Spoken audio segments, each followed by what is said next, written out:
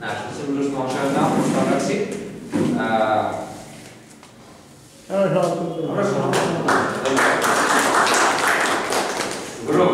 আপনি এই চেয়ারটা বসুন, এই চেয়ারটা বসুন। আপনি ফাঁকেরটা আসেন না,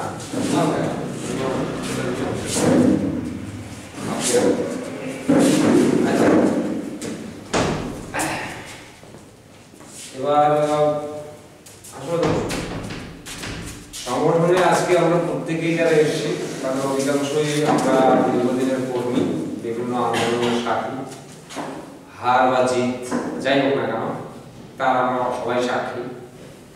সময়ের প্রয়োজনে নিখিলবঙ্গ নাগরিক সংঘের কিন্তু প্রয়োজন ভুলেই যায়নি।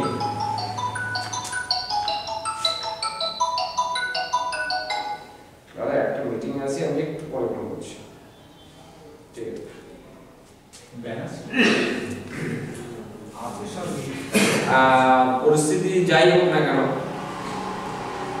এবার বাংলার সরকার বা ওপার বাংলার সরকার আমাদের জন্য যাই করুক না কেন, তবুও নিখিলবঙ্গ নাগরিক সংঘের প্রয়োজন কখনোই ফুরাবে না যতদিন না পর্যন্ত রিফিউজি সমস্যা চিরস্থায়ী সমাধান হচ্ছে।